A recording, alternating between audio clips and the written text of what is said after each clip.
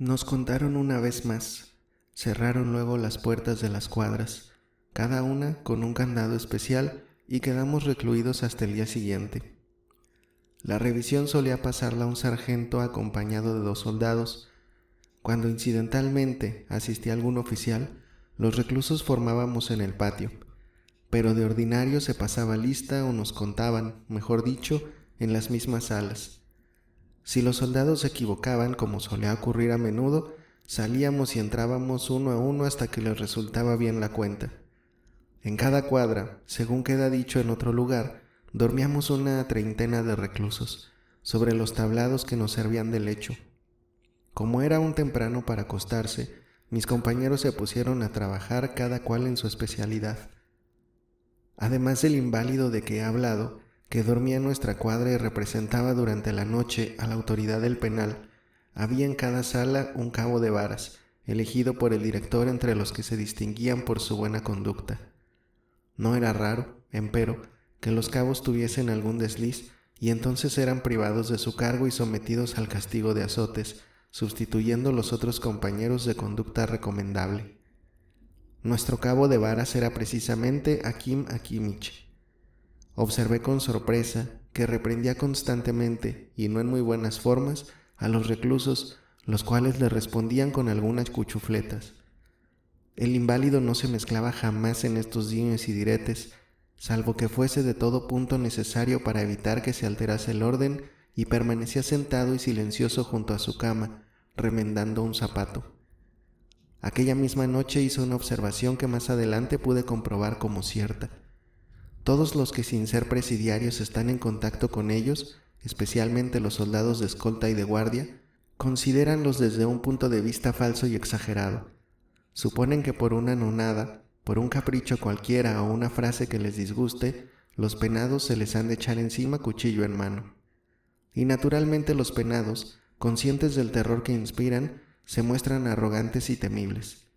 Por esta razón, el mejor director de un penal será siempre el que les demuestre que no les teme ni se conmueve. A pesar de su aire de perdonavidas, los reclusos prefieren que se tenga confianza en ellos. Haciéndolo así, se puede lograr que se sometan de buen grado.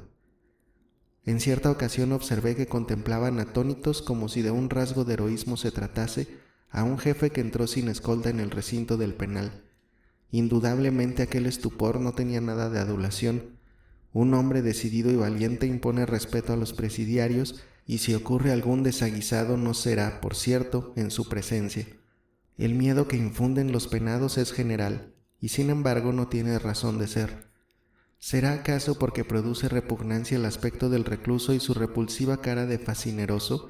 ¿O será más bien porque al poner el pie en el presidio invade a uno el pensamiento de que es imposible hacer de un hombre vivo un cadáver, sofocando sus ansias de venganza y de vida, sus pasiones y la necesidad imperiosa de satisfacerlas? Sea lo que fuere, yo afirmo que no hay razón para temer a los presidiarios. No se arroja un hombre tan fácilmente sobre otro empuñando el cuchillo. Los casos que se dan son tan raros que no vale la pena de tomarlos en consideración. Claro está que me refiero a los reclusos que están ya sufriendo condena, a los que en cierto modo están satisfechos de encontrarse, al fin, en el penal. Pues una nueva forma de vida ejerce siempre algún atractivo sobre los hombres. Estos viven tranquilos y sumisos. En cuanto a los turbulentos, los mantienen a raya sus propios compañeros, que pronto acaban con sus arrogancias. Por audaz y temerario que sea un recluso, siempre tiene miedo en el penal. No sucede lo mismo al que aún no ha comenzado a cumplir su condena. Este es capaz de toda clase de crímenes, sin ningún motivo de odio, sino únicamente porque al día siguiente debe ser apaleado. En efecto, si comete otro delito, su caso no se da por terminado, se prorroga y gana tiempo. Esta agresión se explica porque tiene un fin determinado. El imputado quiere a toda costa variar su suerte enseguida. A propósito de esto, referiré un hecho psicológico de que fui testigo. En la sección militar había un soldado veterano condenado a 2 años de trabajos forzados. Era un perdonavidas, un fanfarrón y a la vez un cobarde de marca mayor. Generalmente el soldado ruso no es jactancioso, y si alguno de estos se encuentra en el ejército puede decirse que es un cobarde y un pillo. Dutov, que así se llamaba el soldado a quien me refiero, extinguió su condena y fue nuevamente incorporado a un regimiento de línea. Pero, como suele suceder a todos los que son enviados a una penitenciaría para que se enmienden, volvió más pervertido y depravado que nunca. Estos caballos de vuelta, al cabo de 2 o 3 semanas, son enviados de nuevo al presidio, no ya por un periodo relativamente corto, sino por 15 o 20 años. Esto es lo que le ocurrió a Dutov. 3 semanas después de su salida del penal, robó con fractura a uno de sus compañeros y por complemento se insubordinó. Sometido a un proceso, fue condenado a una severa pena corporal. Lleno de terror al pensar en una tremenda paliza que habían de propinarle, agredió con un cuchillo al oficial de guardia en el momento que éste entraba en su celda, la víspera de la ejecución de su sentencia. Sabía perfectamente que así agravaba su situación o aumentaba la duración de su condena, pero esto le tenía sin cuidado. Lo único que le interesaba era aplazar por unos días, o aunque solo fuese por unas horas, el momento del suplicio. El cobarde no hirió al oficial con el cuchillo que blandía, pues su agresión no tenía otro objeto que añadir un grave cargo más a los que ya pesaban sobre él, y dar ocasión a la reapertura de su proceso. Los momentos que preceden al de la ejecución es horrible para los condenados al castigo de varas, y muchos son los que se han ocasionado algún daño de importancia a la víspera del suplicio para lograr un aplazamiento.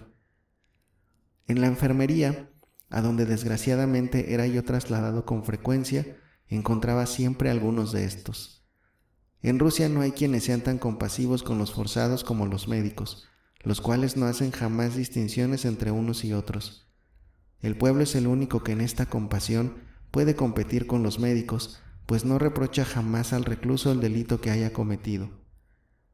Se lo perdonan, en consideración a la pena que le han impuesto. No sin ninguna razón, en Rusia se llama desgracia al delito y desgraciado al delincuente. Esta definición es expresiva, profunda y tanto más importante cuanto que es inconsciente, instintiva. Los médicos son, pues, el consuelo natural de los forzados, especialmente cuando deben sufrir un castigo corporal.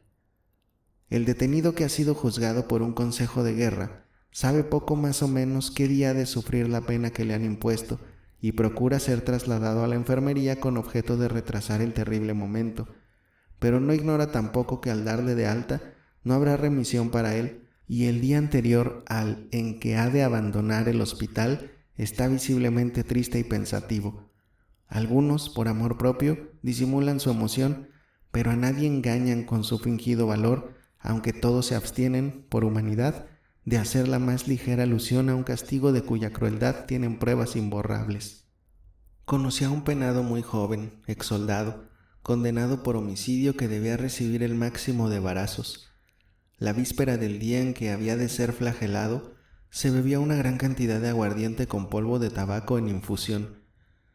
El forzado que ha de sufrir el castigo de las varas bebe siempre, en el momento crítico, el aguardiente que se ha procurado de antemano a un precio fabuloso.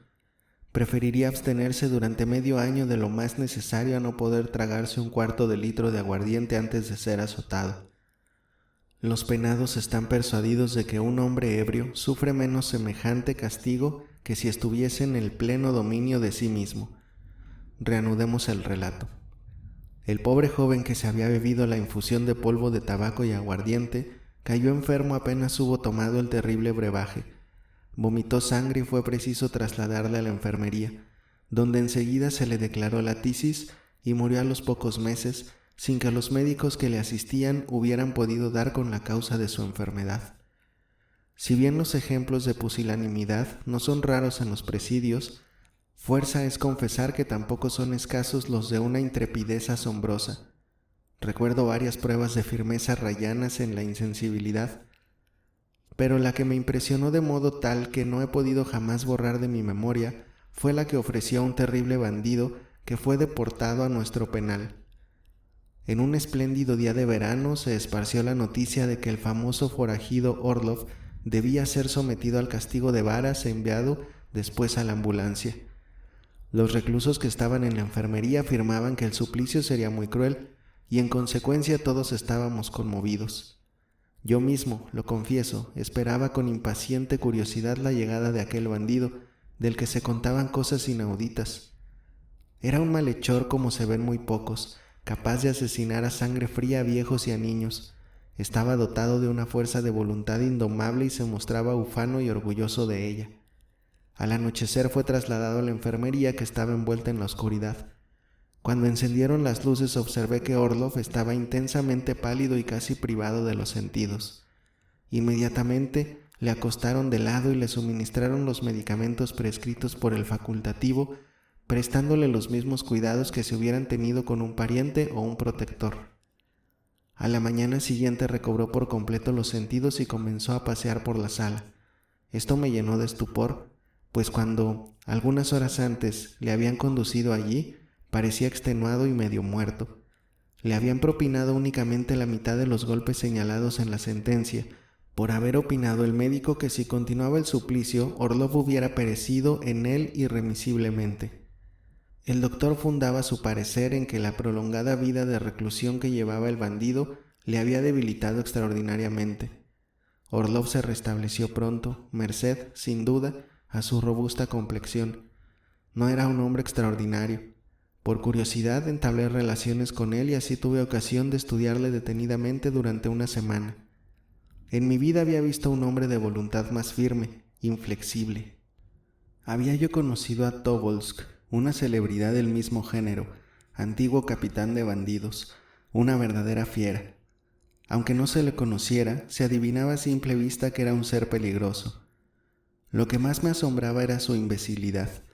La materia predominaba sobre su espíritu.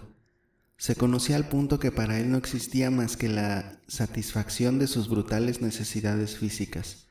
Pues bien, estoy seguro de que Komenev, que así se llamaba el bandido, hubiérase desmayado al oír la sentencia que le condenara a una pena corporal igual que la de Orlov, a pesar de que hubiera descuartizado sin pestañear al primero que llegase. Orlov, por el contrario, estaba orgulloso de que en él triunfase el espíritu sobre la carne. Despreciaba los castigos y no temía a nada ni a nadie. Cuando se proponía conseguir un fin cualquiera, asombraba por su energía imponderable, por las manifestaciones de su sed de venganza, por su actividad y su voluntad indomable. Su aire altivo me impresionó. Nos miraba a todos desde la altura de su grandeza, no por vana ostentación, sino por orgullo innato. Creo que nadie ha podido ejercer influencia sobre él. Contemplaba a quien le dirigía la palabra con mirada impasible, como si no existiese en el mundo nada que pudiera sorprenderle. Sabía perfectamente que los demás penados le temían y respetaban, pero no se aprovechaba de ello para darse más importancia de la que tenía, a pesar de que la vanidad y la jactancia son defectos peculiares a todos los presidiarios. Era inteligente y su franqueza extraña en nada se parecía a la charlatanería. Respondía sin rebozo a cuantas preguntas se le dirigían y me confesó que esperaba con impaciencia su completo restablecimiento para recibir el número de azotes que aún habían de propinarle y acabar de una vez.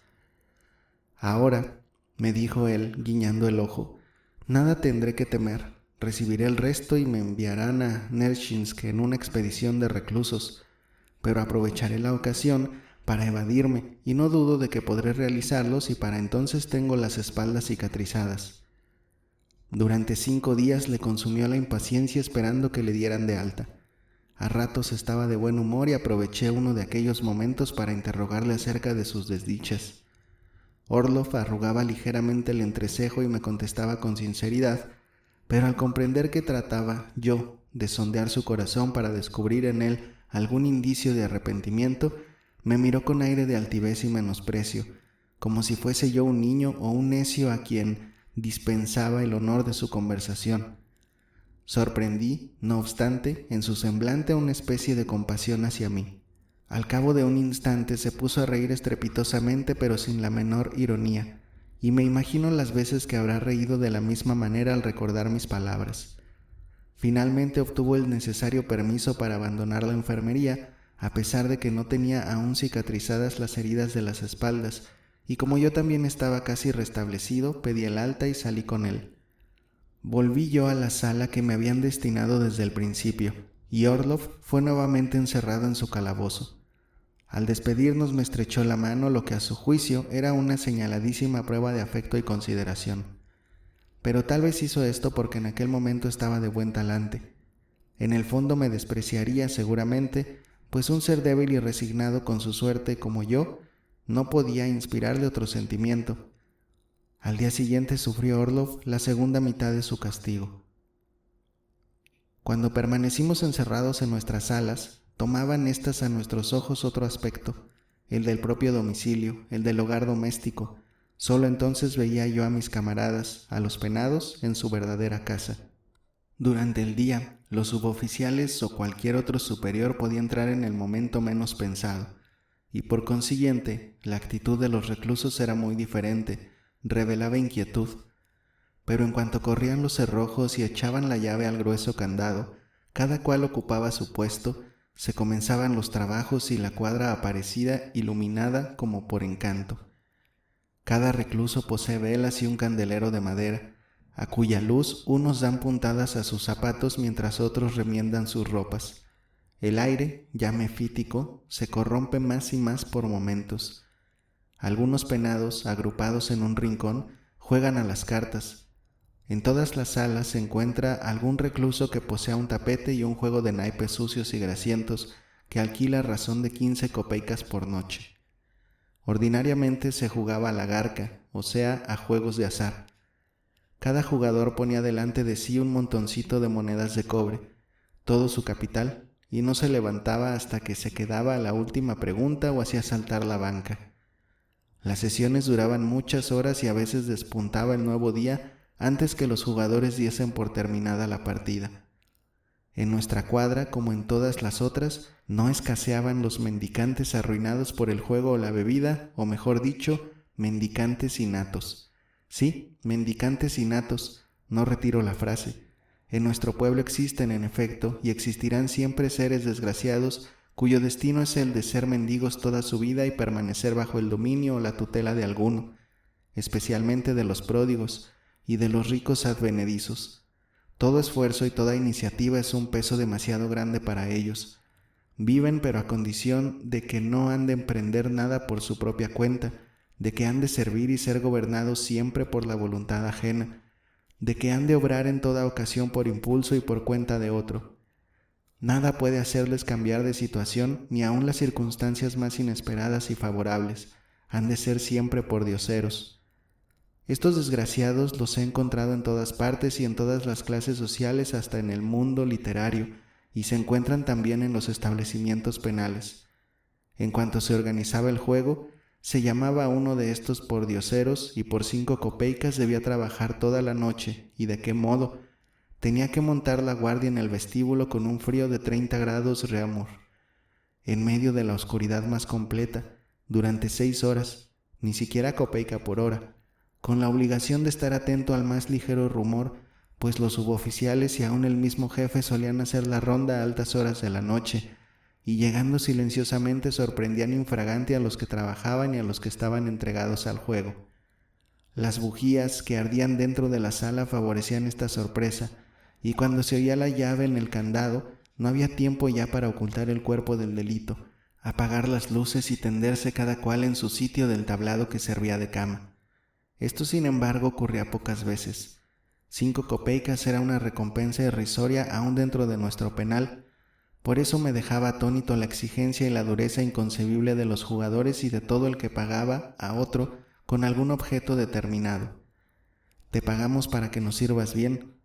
Este era un argumento que no admitía réplica. Bastaba pagar a uno, aunque solo fuese una miserable copeica, para exigirle hasta lo imposible y que, por añadidura, se mostrase agradecido. Más de una vez tuve ocasión de ver a los penados tirar su dinero a tontas y a locas, sin contarlo siquiera, y en cambio maltratar a sus criados por una copeica. Ya he dicho que, excepción hecha de los jugadores, todos los demás trabajaban. Únicamente 5 reclusos se acostaron enseguida.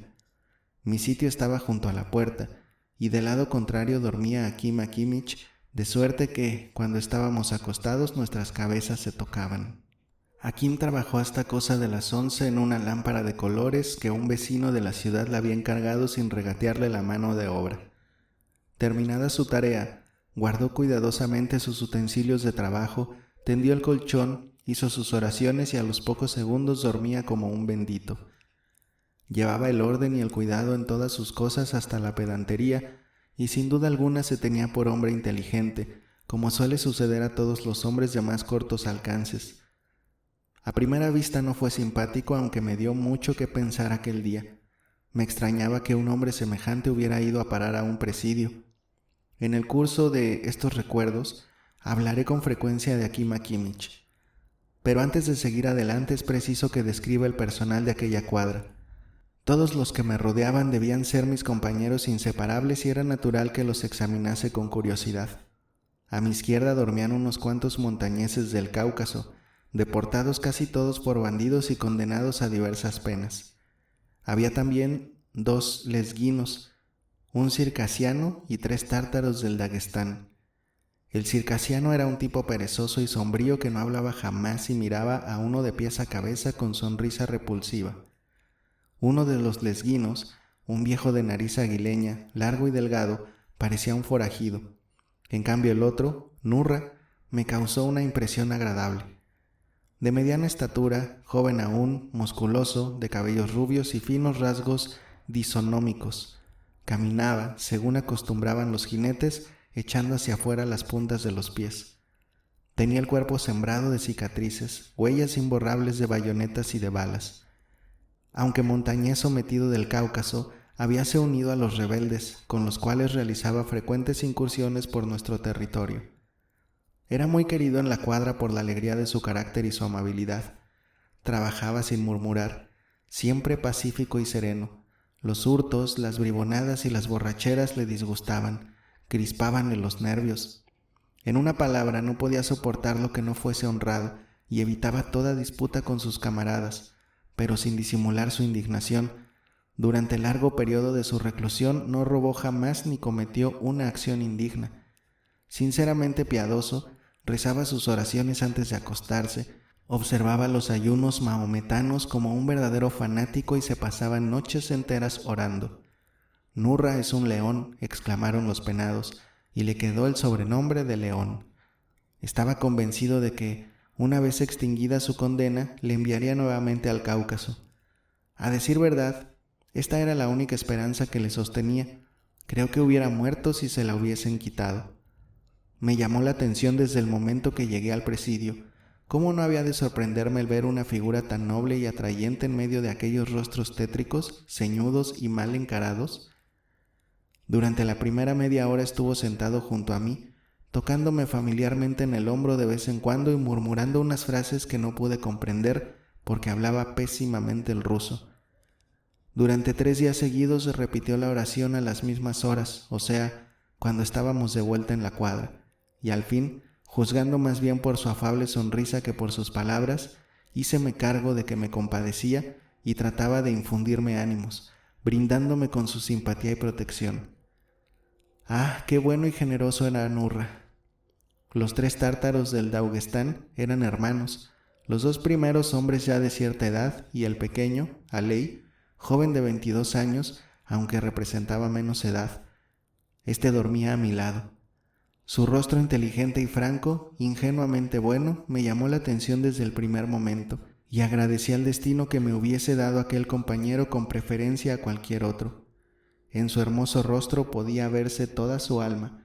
Su sonrisa era tan dulce, tan llena de infantil sencillez, y sus grandes ojos negros tan acariciadores y tiernos, que se experimentaba un íntimo placer mirándolo, y esto me consolaba en los momentos de tristeza y angustia. Estando en su país, su hermano mayor tenía 5 hermanos, 2 de los cuales se encontraban en las minas de Siberia. Le mandó un día que tomase su yatagán, montase a caballo y le siguiese. Es tal el respeto de los montañeses a sus mayores que Alei no osó preguntar a dónde le llevaba, a pesar de que no podía imaginarse siquiera cuál era el objeto de aquella expedición. Sus hermanos tampoco creyeron conveniente decirle que iban a atacar la caravana de un rico mercader armenio. En efecto, asesinaron al mercader, se apoderaron de su mercancía y pusieron en fuga a sus acompañantes. Pero desgraciadamente para ellos, túvose conocimiento de su fechoría y fueron juzgados, azotados y condenados a trabajos forzosos que habían de cumplir en Siberia. El tribunal apreció algunas atenuantes en favor de Aley y le impuso el mínimo de la pena, 4 años de reclusión.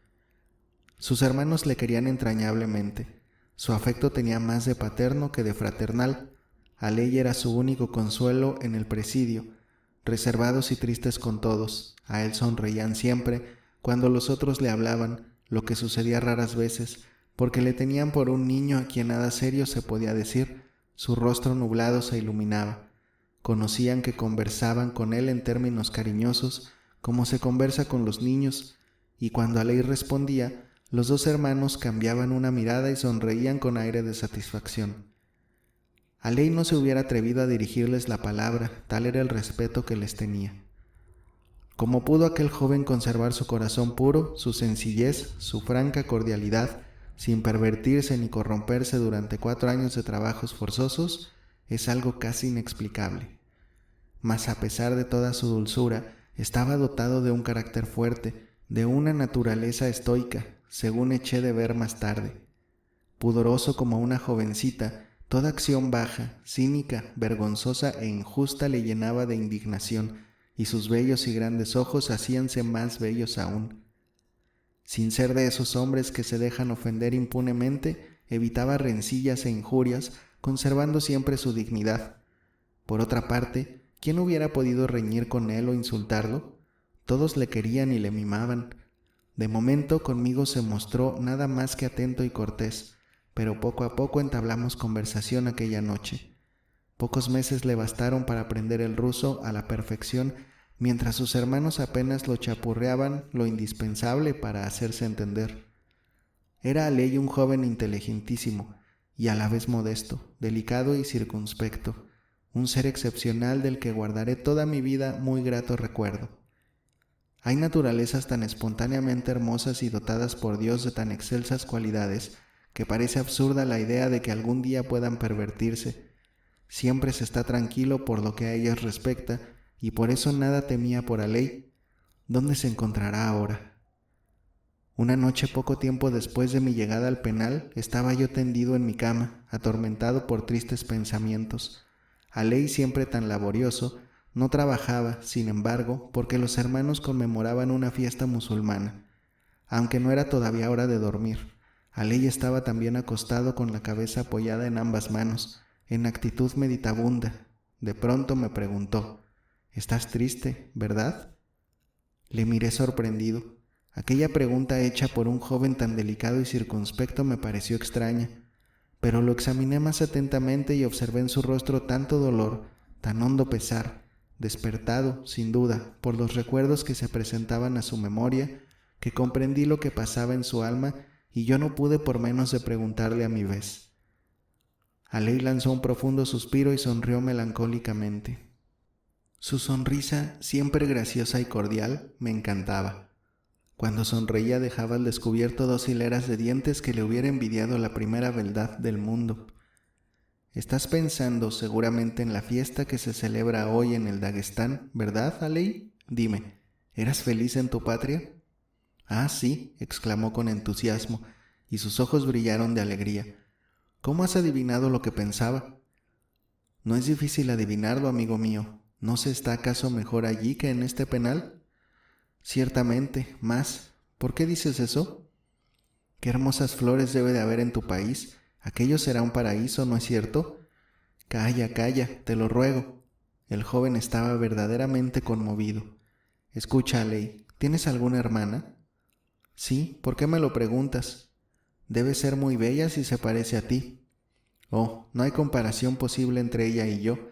No existe en el Daguestán una muchacha más hermosa que mi hermana. ¡Qué belleza! Estoy seguro de que nunca has visto nada semejante. Mi madre era también preciosa». «¿Te quería mucho tu madre?». «Sí, me quería. Ha muerto de pena, pues me amaba con delirio. Yo era el preferido. Me quería más que a mi hermana y que a todos los otros. Anoche soñé que había venido a verme, derramando ardientes lágrimas que me bañaron el rostro». Se calló bruscamente y en toda la noche no volvió a despegar los labios, pero desde aquel momento buscó siempre mi compañía. Si bien, por respeto, No me dirigía la palabra antes de que yo lo hiciera, me hablaba a menudo del Cáucaso y de su vida pasada. Sus hermanos no le prohibían que conversase conmigo, al contrario, me parece que les agradaba, y cuando vieron que yo había cobrado cariño a Ley, mostráronse afabilísimos conmigo. En los trabajos me ayudaba el joven y en la cuadra hacía todo lo que podía agradarme, con tal de procurarme algún consuelo y distracción, sin que en las atenciones que me dispensaba hubiese ni sombra de servilismo ni esperanza de recompensa de ningún género, sino únicamente un sentimiento caluroso y cordial que no trataba de disimular. Poseía aptitudes extraordinarias para las artes mecánicas, había aprendido a coser bastante bien la ropa blanca y a remendar los zapatos, y en ebanistería adquirió todos los conocimientos que en un penal se pueden adquirir. Sus hermanos estaban orgullosos de él. «Escucha, Ley», le dije un día, «¿por qué no aprendes a leer y escribir la lengua rusa? Esto podía serte muy útil más adelante en la Siberia». «Con mucho gusto, pero ¿quién me enseñaría?»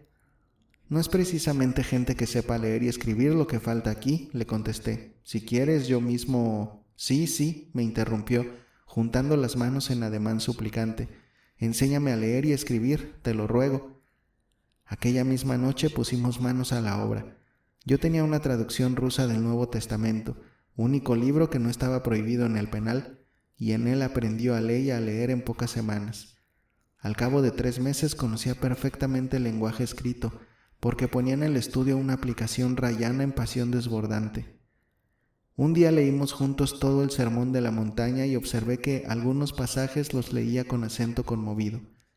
Le pregunté entonces si le gustaba aquella lectura y con el rostro encendido y la mirada brillante exclamó: «Oh sí, Jesús es un santo profeta que habla el lenguaje de Dios. ¡Qué admirable es esto!». «¿Y bien? ¿Qué es lo que te ha gustado más?»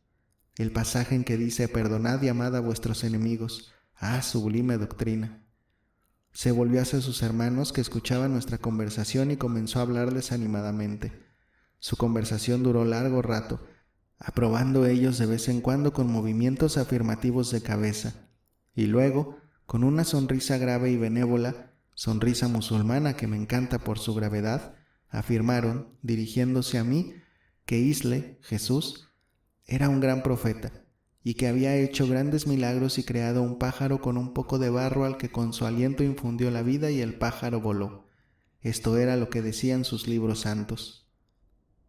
Los 2 circasianos estaban persuadidos de que, hablándome de Jesús y alabándole, me proporcionaban un placer indecible, y Aley estaba radiante de alegría al ver que sus hermanos aprobaban lo que yo hacía y no me estimaban una satisfacción que a su juicio me era debida. El éxito que obtuve enseñando a escribir a mi alumno fue verdaderamente admirable. Aley se había procurado a su costa, pues no consintió que le hiciese yo de mi peculio, papel, plumas y tinta. En menos de 2 meses aprendió a escribir. Sus hermanos estaban asombrados de tan rápido progreso y su orgullo contento no tenía límites, pareciéndole siempre poco lo que hacían para demostrarme su agradecimiento. Cuando nos correspondía trabajar juntos en la cantera me ayudaban a porfía, asegurándome que no lo hacían por deber de gratitud, sino por egoísta satisfacción. No hablo de Aley porque él solo me quería más que sus 2 hermanos juntos. No olvidaré jamás el día en que fui puesto en libertad, pensando en nuestra despedida. Aley me acompañó hasta el patio y me abrazó sollozando. Nunca habíame abrazado ni le había visto llorar. «Has hecho tanto por mí», murmuraba. «Te debo tanto. ¿Qué más hubiera podido hacer mi padre y mi madre? Gracias a ti soy un hombre de veras. Que Dios te bendiga. Yo no te olvidaré jamás. Jamás. ¿Dónde está ahora? ¿Dónde está mi bueno y querido Aley?» Además de los circasianos, había en nuestra cuadra cierto número de polacos que hacían vida aparte y apenas se trataban con los demás reclusos. Ya he dicho en otro lugar que, merced a su exclusivismo y al odio que demostraban a los deportados rusos, habíanse acarreado, en lógica correspondencia, el odio de todos. Eran mentes enfermas, unos desgraciados. Había entre ellos hombres instruidos, de los que hablaré especialmente en el curso de este relato. Gracias a ellos dispuse de algunos libros en el último periodo de mi reclusión. La primera obra que leí me causó una impresión extraña, profunda. Hablaré detenidamente de estas sensaciones que considero curiosísimas, aunque me hago cargo de que será difícil comprenderlas porque sería necesario sentirlas. Baste decir que las privaciones intelectuales son más insoportables y penosas que los más espantosos tormentos físicos. El hombre del pueblo enviado al presidio se encuentra en su propia sociedad, o tal vez en una sociedad más elevada. Es mucho, ciertamente, lo que pierde, el país natal, la familia, etc., pero su ambiente es el mismo. Un hombre instruido condenado por la ley a la misma pena que el hombre del pueblo sufre incomparablemente más que este último porque tiene que sofocar todas sus necesidades, tiene que descender a un nivel inferior, moverse en un ambiente distinto, respirar otros aires. Es un pez arrojado a la playa. El castigo que sufre, igual para todos los delincuentes, según el espíritu de la ley, es 100 veces más doloroso y punzante para el intelectual que para el hombre del pueblo. Esto es una verdad indiscutible, aún prescindiendo de los hábitos sociales que debe sacrificar. Como iba diciendo, los polacos formaban una sociedad aparte, vivían juntos y de entre todos los forzados de nuestro pabellón solo distinguían en su trato a un judío, que por otra parte era generalmente estimado. Aunque todos se burlaban de él, no había ningún otro judío en el penal, y hoy mismo no puedo recordarle sin que la sonrisa acuda a mis labios. Cada vez que le miraba hacíame pensar en el judío Yankel que Gogol retrató en Taras Bulba, y que una vez desnudo y a punto de acostarse con su esposa en una especie de armario, parecía un gallo desplumado. En efecto, Isaí Fomich, que tal era el nombre de nuestro judío, se parecía a un gallo desplumado, como 2 gotas de agua. Tenía ya 50 años y era pequeño y débil, astuto y necio a la vez, atrevido y truculento, a pesar de su pusilanimidad extraordinaria. Innumerables arrugas surcaban su rostro y en la frente y las mejillas ostentaba el estigma infamante. No comprendo cómo pudo soportar los 60 palos que le propinaron, pues había sido condenado por asesinato. Guardaba cuidadosamente la receta de una pomada que a raíz de la ejecución habíale dado un médico judío, y gracias a la cual desaparecían de su rostro las señales del hierro candente en menos de un par de semanas. Mas esperaba la extinción de su condena, 20 años, para usar el maravilloso ungüento. Entonces, cuando sea colono, decía, será preciso que me borre estas marcas, pues de lo contrario no me podría casar y es indispensable que me case. Éramos muy buenos amigos. A juzgar por su inagotable buen humor, diríase que la vida de presidio no tenía para él nada de molesta. Orífice de profesión, no podía dar abasto a los encargos que le hacían, porque en la ciudad no había joyeros. Así escapaba a los trabajos penosos. Naturalmente prestaba también dinero a interés crecido y sobre prendas. Había ingresado en el penal antes que yo. Uno de los polacos me contó su entrada triunfal, un espectáculo muy divertido del que me ocuparé más adelante cuando vuelva a hablar de Isaí Fomich.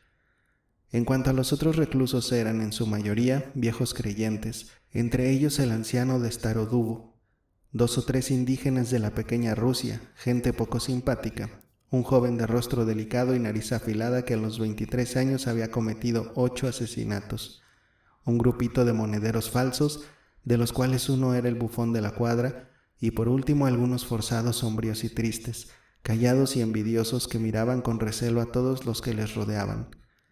Todo esto no pude más que entreverlo ligeramente la primera noche que pasé en el presidio a través de nubes de humo, en una atmósfera viciada y en medio de chistes obscenos, blasfemias, insultos y risotadas. Me tendí sobre el duro tablado, apoyando la cabeza en mi chaqueta enrollada, aún no tenía almohada, y me cubrí con mi gabana falta de mantas. Pero no me fue posible conciliar el sueño hasta la madrugada. Comenzaba mi nueva vida. El porvenir me reservaba muchas cosas que yo no había previsto ni pensado en ellas jamás.